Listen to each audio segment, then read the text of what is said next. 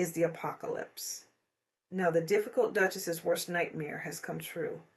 Her response to her father's life or death drama. Harry called Archie his African little. The first tremor didn't come from a courtroom or a palace balcony. It came from a whisper inside Westminster. Not shouted, not announced, just quietly logged. According to parliamentary insiders, a sealed procedural motion was filed late on a Thursday evening, after most staff had gone home, after the corridors had emptied and the cameras had powered down. It wasn't labeled explosive. It wasn't labeled urgent. It was labeled administrative clarification.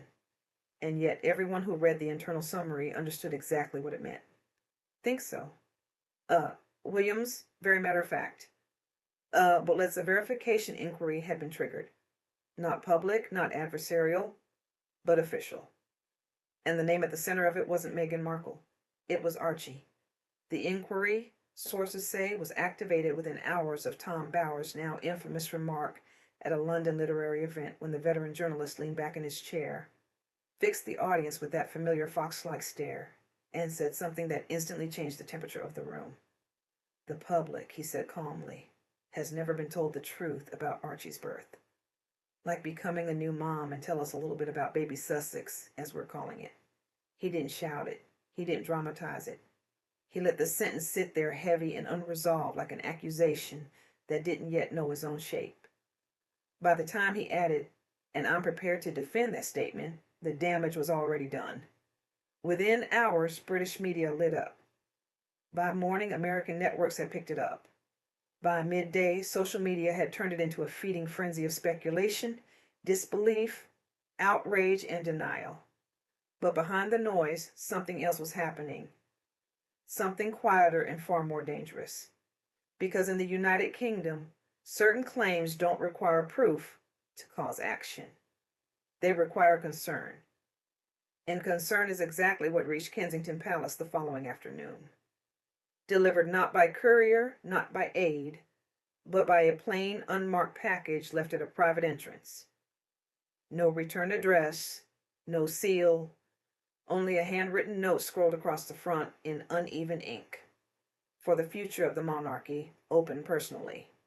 Prince William did exactly that. Date to Archie. Archie, who was born on May 6th, inside, according to sources close to the palace, was a thick dossier. No logos, no official letterhead, just pages and pages of meticulously organized material. Timelines, photographs, anomalies, witness accounts presented not as declarations, but as questions. The first page carried a title that made William's stomach drop. Archie Harrison, Mountbatten-Windsor, a timeline review. What followed wasn't a declaration of wrongdoing. It was something far more unsettling.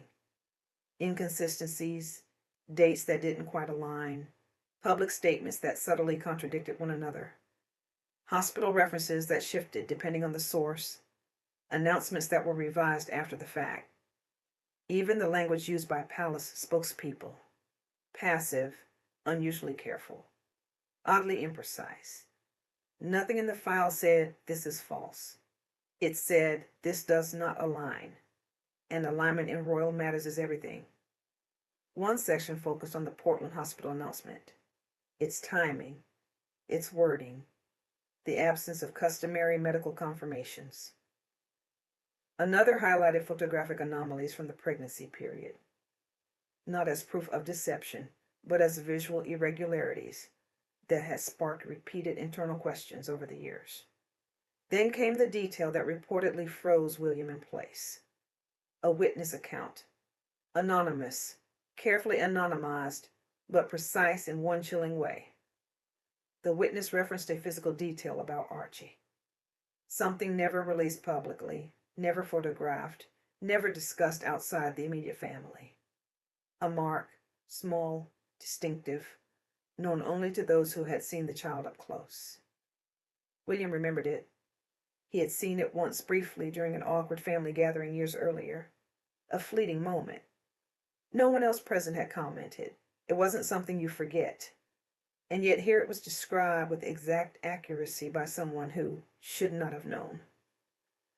That was the moment William reportedly ordered a sealed internal verification. Nothing dramatic, nothing public, just a quiet directive to confirm, cross-check, and review. No leaks, he said, no assumptions. But once a question enters an institution, it does not leave quietly. Across the Atlantic, Meghan Markle was already spiraling. The headlines hit her like blunt force trauma. Tom Bower challenges Archie birth narrative. Royal baby questions reignite. Parliament sources confirm internal review. Her phone didn't stop vibrating.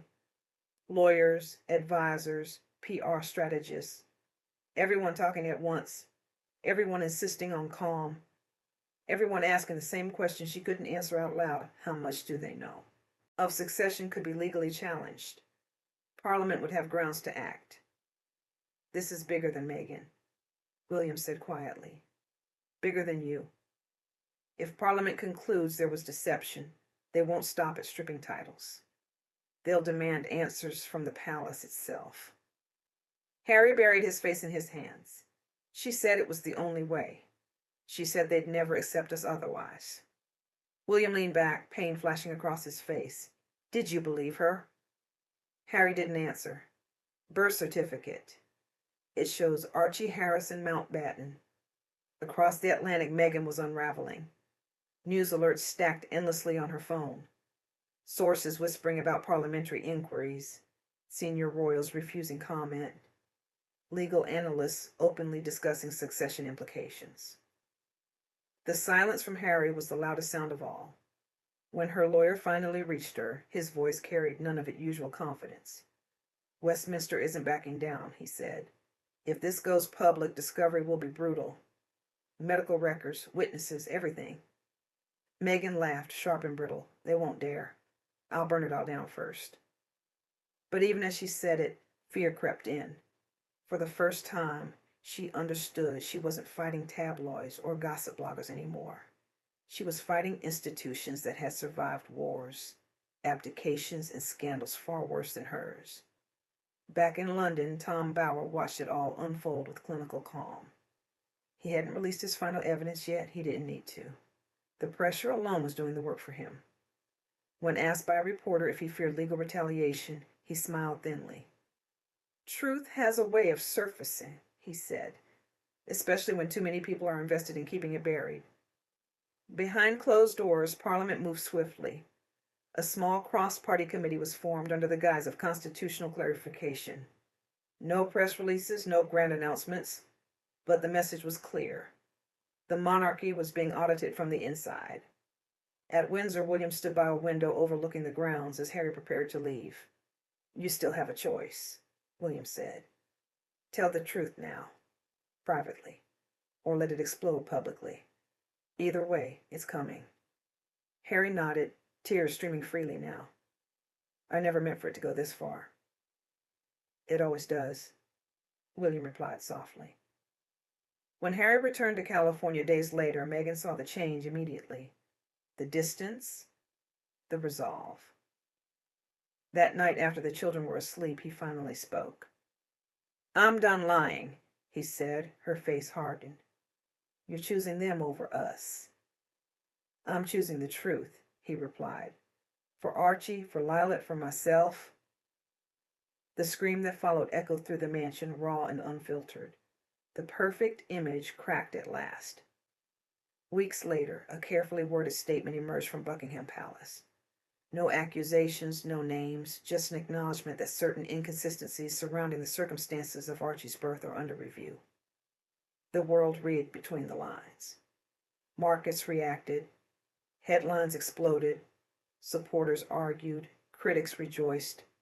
And somewhere in the middle stood a little boy whose life had become the center of a storm he never asked for.